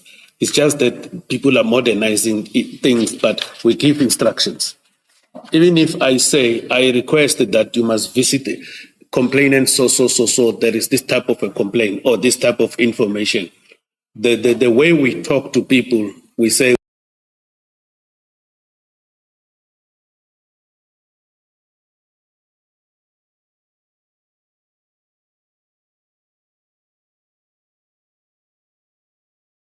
request, but actually it is an instruction. So I don't know why these members are saying Colonel Prinsloo told them to visit after hours or weekends when they are in the area, because the instruction was that the offices must be visited. Okay, at 561. Before you do 561, can I just, in fairness to you, General, what I discussed with you about the alarm being, the service not being offered anymore for non-payment, Colonel Prinsloo, though, says elsewhere in his statement that on the day that the drugs were brought in and after locking up, they switched on the alarm system. So it seems that in 2021, there was an alarm that was working. You may not have been aware of it because you didn't ask the question, but he seems to say that. So I just thought, let me correct what may have been a misstatement. Thank you very much, Commissioner. Really appreciate it. I think that the issue, Commissioner Beloy, is that the alarm is insufficient without being linked to a security company that will monitor the area, there'd be an armed response if there's something to alert, an alarm that will alert someone to do. Otherwise, you can just switch off an alarm and continue. And I think that's what Prinsloo was concerned about. And that's why he said that he was not comfortable with the drugs being stored in his office, as the security of my office is not up to standard. No. I had put to the General that there was no alarm system at all. Yes, so that's what I'm correcting. So I just need to complete these statements just for the sake of completeness. I did two affidavits. There's another at page 561. And this is a Van den Berg. And paragraph 2. And the question he's answering in paragraph 2 is, was instruction given to visit the office after hours and make an OB entry, and by who? And he says, I cannot remember being given such a direct instruction. So again, it comes back to this, what I was asking you, an instruction versus a request. Commissioner. So he says, let me just finish and then you can respond. I cannot remember being given such a direct instruction. I do remember Colonel Prinsloo repeatedly requesting the office members on morning parade to visit the office after hours when they can, or when they are in the vicinity of the office, due to the repeated problems we had with break-ins and attempted break-ins. Now, again, it's what the others were saying. It's like a nice to have. If you're in the area, pop in. But, Ms. Hasim, I find it odd. These read the same, and I think this is the third one now. And they all read the same. And, I'm just making. They are quite similar, and I think. I'm not going to speculate. There were obviously questions were being posed in a post-theft investigation, and I think that's why these affidavits were prepared. So questions were being posed, and the officers were answering. And other than that, I can't say more. Did the same person draft the statements for them and basically note exactly the same thing? It's quite similar. I'm just making an observation. I think it is important for me to put to the witness that there are a series of affidavits. I'm not stopping you. Because and I don't know more than that. I do see that there are similarities, and sometimes similarities are a good thing, and sometimes they may be a bad may raise thing, questions. Commissioner. Yes, General. And then I want to bring under the attention of the Commissioner that these statements were taken on the same month. And then I want to check same date, 2nd of September 2025. Hence, earlier I said the initial statements that the members have deposited are not here. So if one was having that, one would be able to do a comparison. But you 100%, because I was gonna ask the commissioners that this it is a copy, sort of a copy and paste type of a statement. But thank you very much, commissioners. Thank you, General. Yes, please continue, Mr. Thank you, Chair.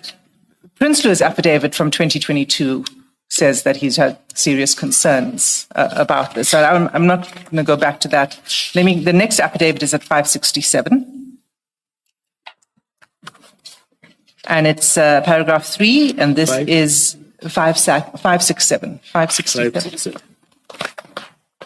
And as I say, I do think these were all taken in the course of a subsequent investigation.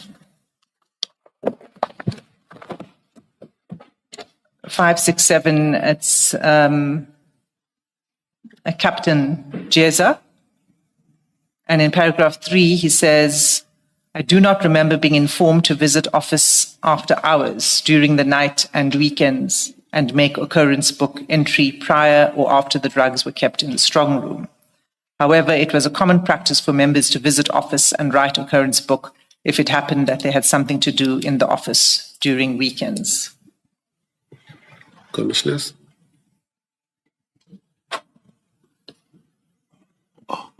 Yes, General. It is strange because in a lecture, all the members will be there when they are given this tasking. What he's saying, when you are in a lecture, all the personnel of your office are there when they are given this tasking by the Lieutenant Colonel. But he says this one doesn't even say we were asked to visit when we were there. Thank you, Commissioners. Yes, Mr. Sim, isn't really the point that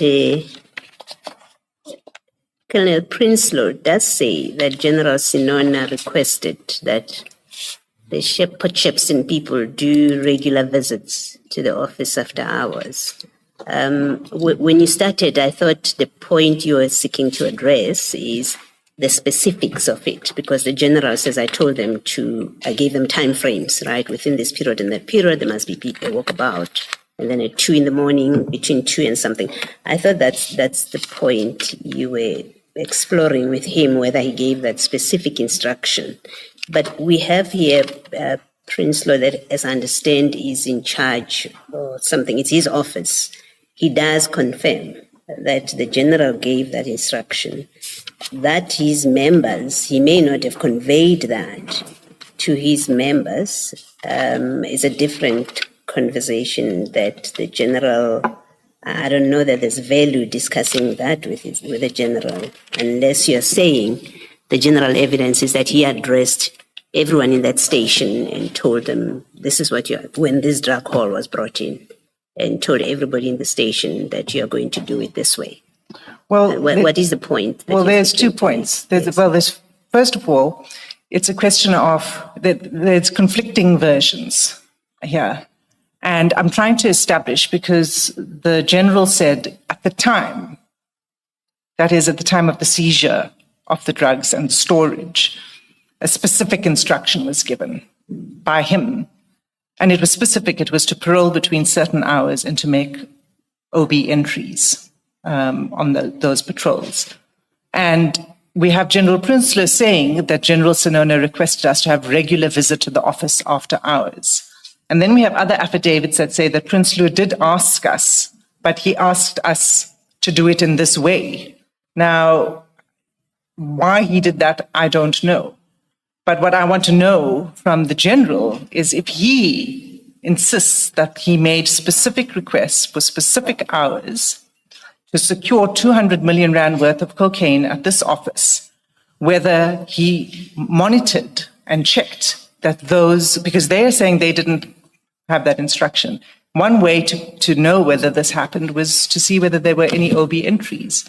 And I think what I'm also further saying is that as a head of the Hawks in KZN, where this value of cocaine is kept, that the provincial head has a particular and keen interest in ensuring the safety, and not to just say, well, my officers are there and I've given an instruction and I don't need to do any more.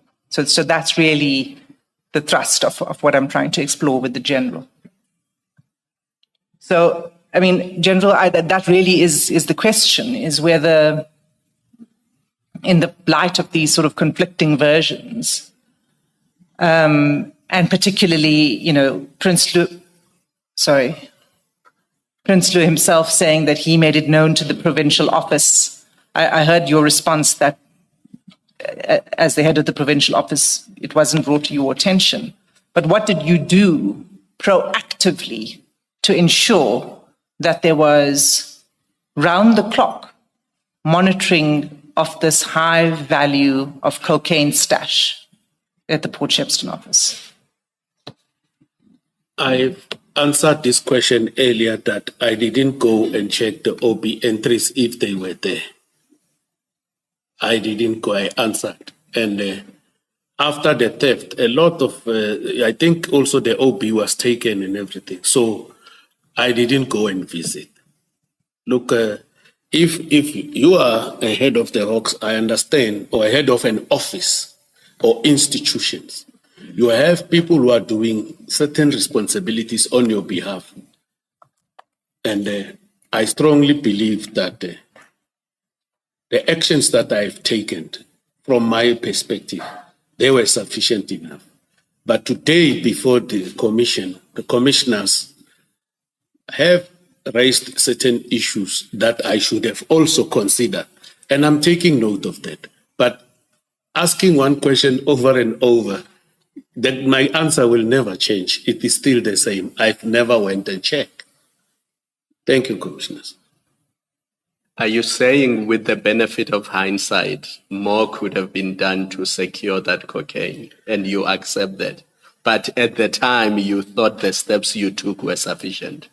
At the time, the steps I took were sufficient, but now I'm learning of new avenues that in the near future I must apply. Because remember, my earlier criticism was, I thought it was reckless that there's nobody guarding those drugs 24 hours a day. People just go there when they have time to simply walk past and check that everything is fine. And that was my criticism. I think, to be fair to you, you said you can see how I can look at it that way. Correct, Commissioner. What is happening is that when you deal with a situation. And sorry, I don't want you to repeat. I was simply making the point because advocate has seen, there are time constraints. So there's no need to repeat. Thank you, Commissioner. Thank you, Commissioner Kumala. I think the point is made. I just want to be clear that my questions were in two respects. One is whether you did it, and secondly, whether you considered it an obligation on you to do it. But I think you've answered both of those questions. So we're going to move on from there. Regis, one last point. Have any arrests been made? Were these drugs ever found? Because we are 4.5 months, 4.5 years 4 years down the line. Commissioners, I don't know. Ever since... No. General, have arrests been made, yes or no? Have the drugs been recovered, yes or no? You can say you don't know. Remember what I said on Tuesday. The case docket and inquiries were taken away. And in that call-up instruction, they are reporting specifically to certain offices at head office, not to me. But I didn't hear any report that suggested that the drugs were recovered or there is any arrest. So I can't say with certainty because I'm not having inside information of what exactly is happening with the investigation.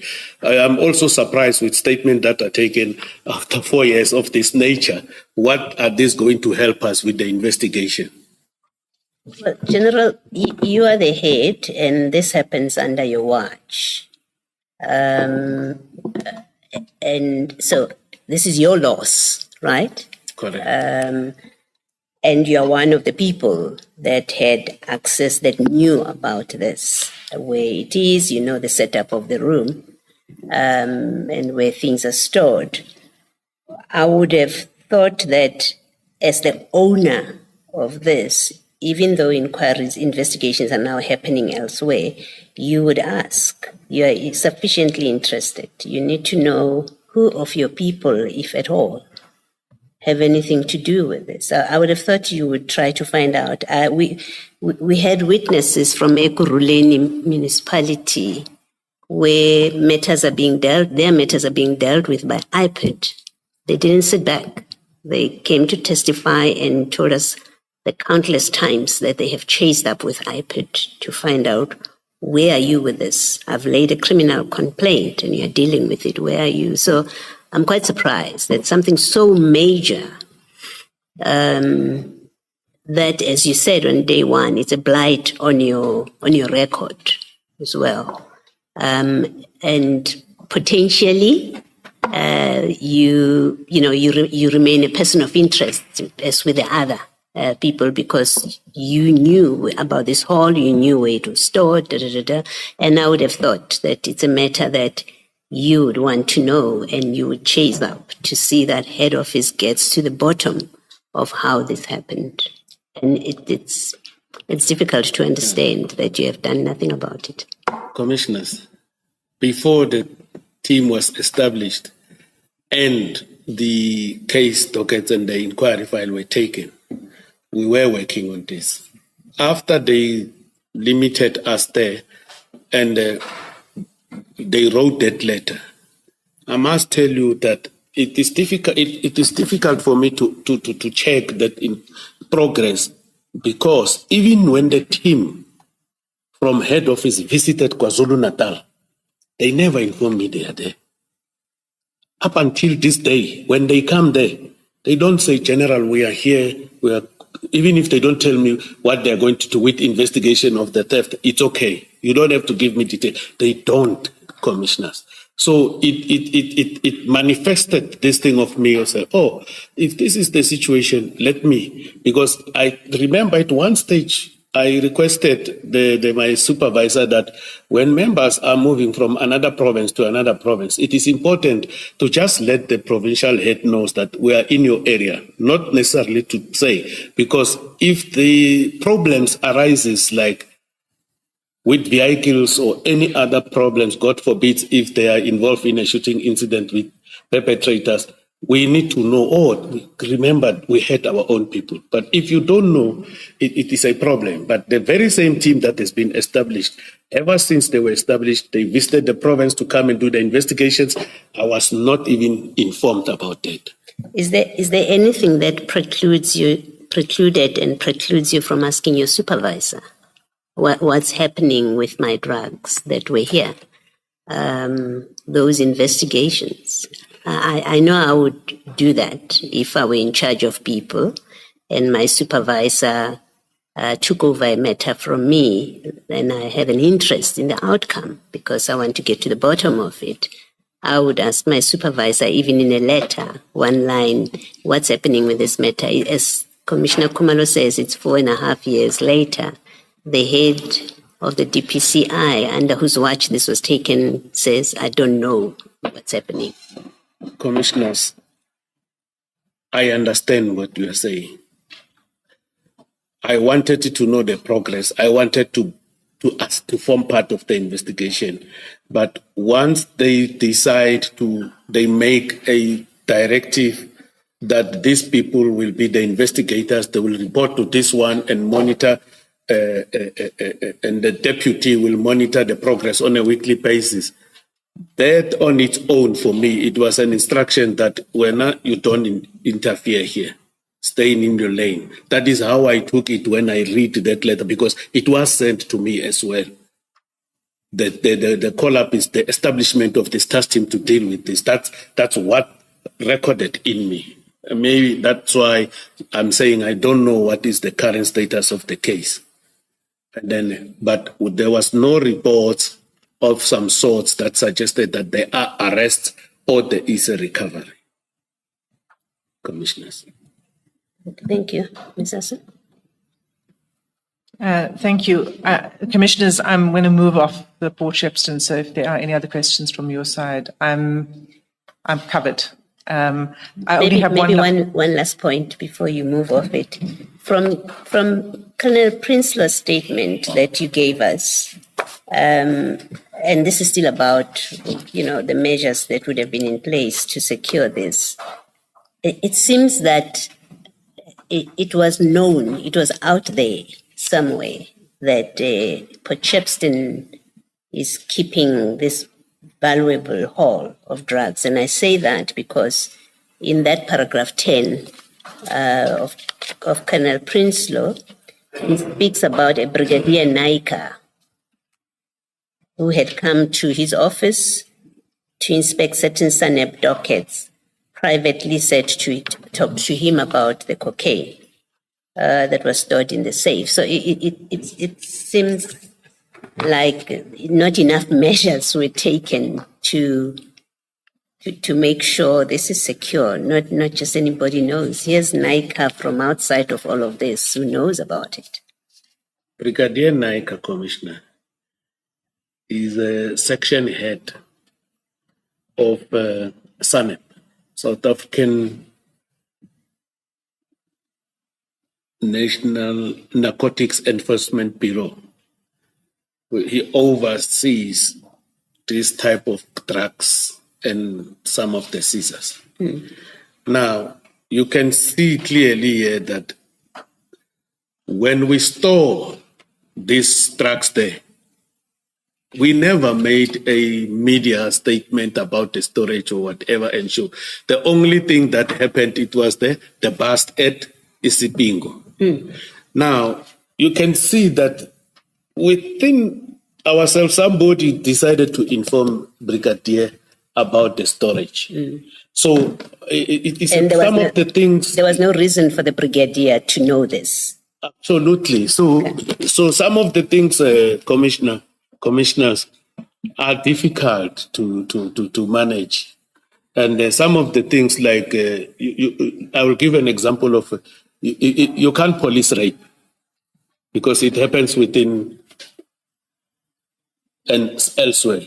So it is it supports also my statement when I say somebody within the PCI KZN or even outside who knows the outlet of that office sold us. And it could have been any one of you who knew about this. It could have been, yes, but definitely it's not me. Yeah, no, you say that, General. If it was me, the investigation would have come and arrested me long time ago. I wouldn't have been sitting here, commissioners. Well, General, we don't know what's happening. But... Come again? Will you offer yourself to be submitted for the polygraph? You said you asked your subordinates to do it, but you didn't. If my supervisor asked me to do that, I will gladly do it because he's got the powers to subject us to that. It's me who made the application. But the issue of saying I must volunteer, I didn't because the Act says he must commission it for me. I commission it for my members. Yes, you can go to him and say, commission it. You can do that. It never happened. I thought if there was at that stage, he regarded me as a person of interest. He should have done that. So I can't answer on his behalf, commissioners. No, but General, that's not a satisfactory answer, though. You say that this theft, according to the way you saw it, this theft is an inside job, effectively, that someone who knew we have this and knows that place very well has something to do with this. And when I say that could also, that includes you, I don't say it flippantly. You are one of the people that knew exactly what's in there, and you know that place, as well as your juniors that you said should go to a polygraphy test.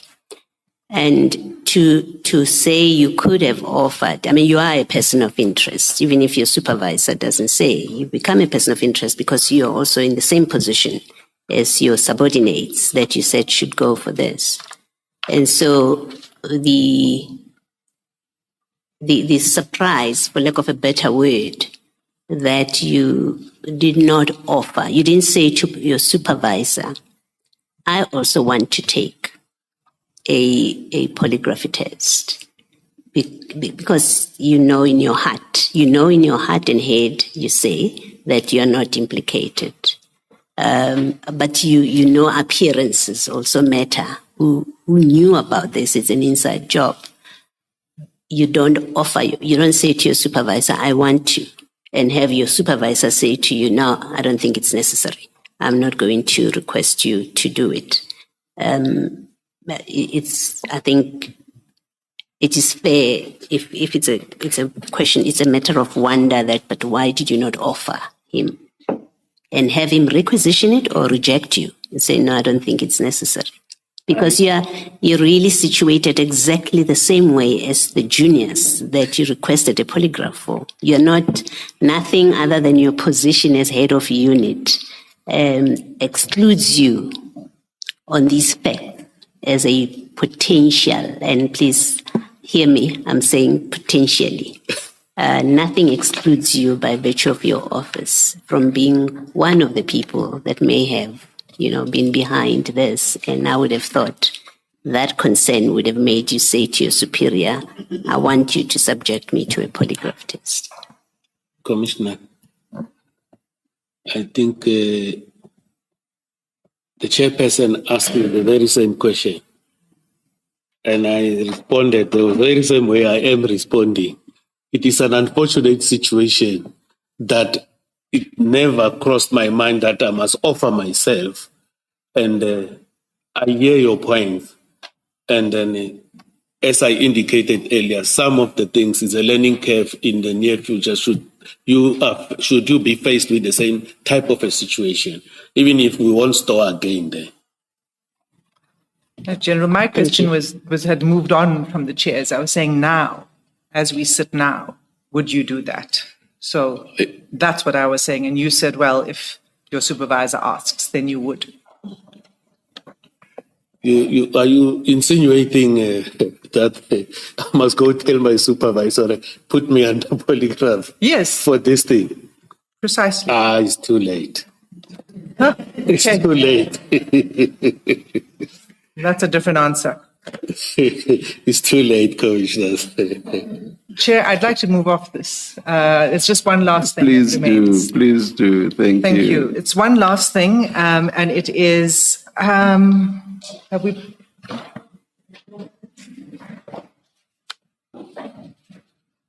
Chair, what will be handed up?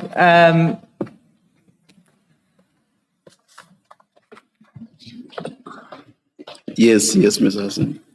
What I'm handing up is a circular issued from by the National Commissioner on 30 December 2024.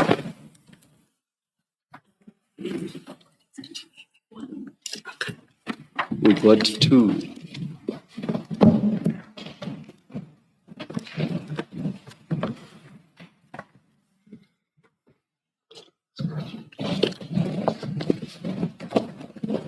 Yes, Ms. Hassan. The date is on the last page. It's 30 December 2024. The circular by the National Commissioner, General Masemola, and it relates to the processing of personal information. And I just wanted to ask you, General, whether you're aware of this circular.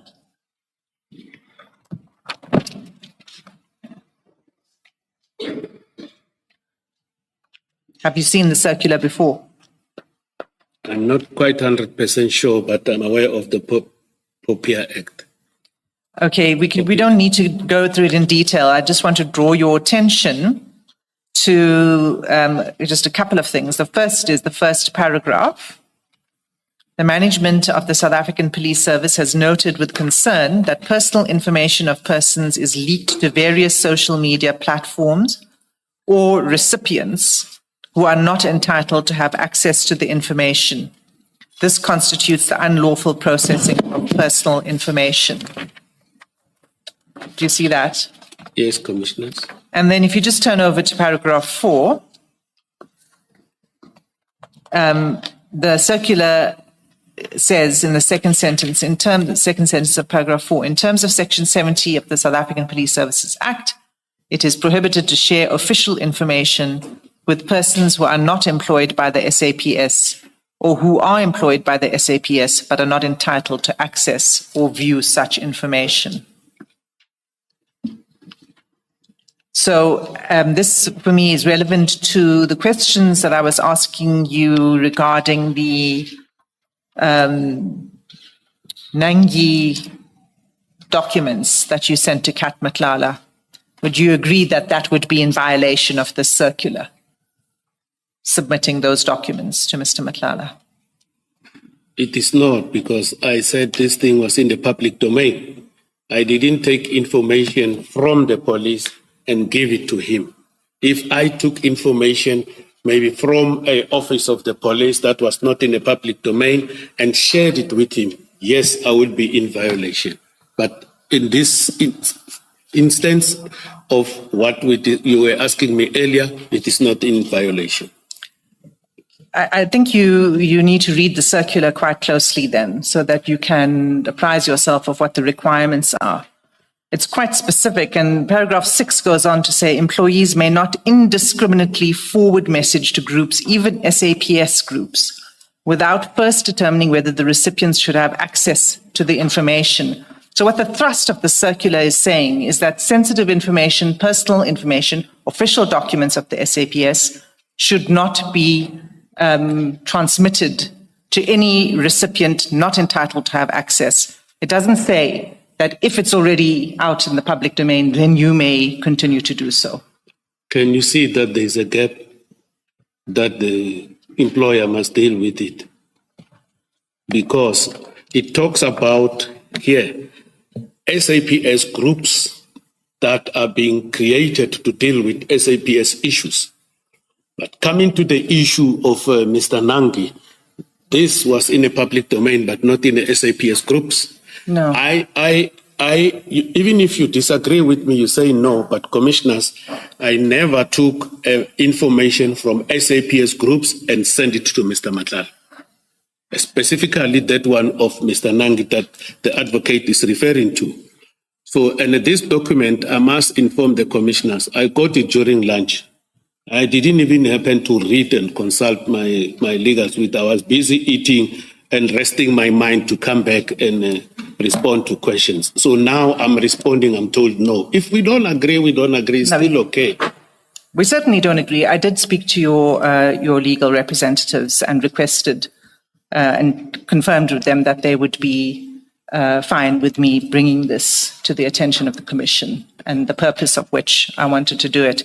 And I want to suggest that you are playing with words again by saying, now you see this is talking about SAPS groups and this is not, and it's public domain, because the first paragraph I read to you could not be more plain.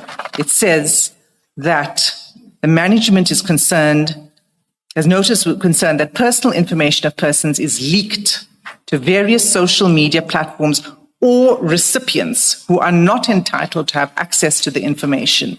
This constitutes the unlawful processing of personal information. It doesn't matter that somebody else has already transmitted this information. The duty is incumbent on each individual within the SAPS to comply with this. That's what I'm putting to you. Commissioners, my understanding is the information in possession of the state. The information in possession of the state. That is my understanding of this paragraph. Commissioners, sorry to interject. When we did have the conversation about this particular document, our legal team was okay with, of course, giving the document to Major General Senona. However, I did state to the evidence leader that if Major General Senona needs additional time to familiarize himself with the document, I think that it would only be fair that he take that time upon request to familiarize himself with the document. So if Major General Senona is saying that perhaps maybe he needs additional time, then perhaps maybe the commissioner should allow him additional time to sit with it a little bit longer, further consider it, and then perhaps maybe the evidence leader can continue. I've not heard him say so, though. I'm understanding the general to be engaging with Ms. Hassim on the interpretation of the document. I did not once hear him say that he needs more time, unless I misheard. And it was not conveyed to me, Chair, that he needs more time.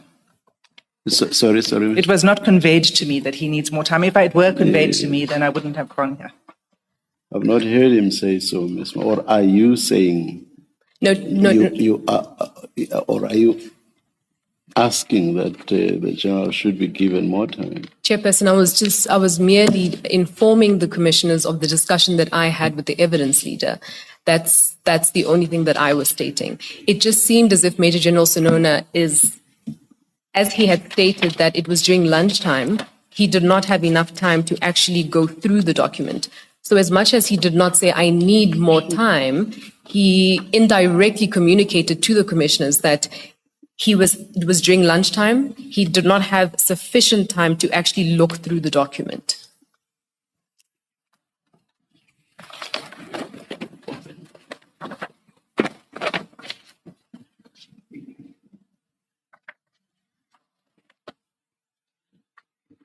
It's a 4-page document. We could, it's 16 minutes past 4.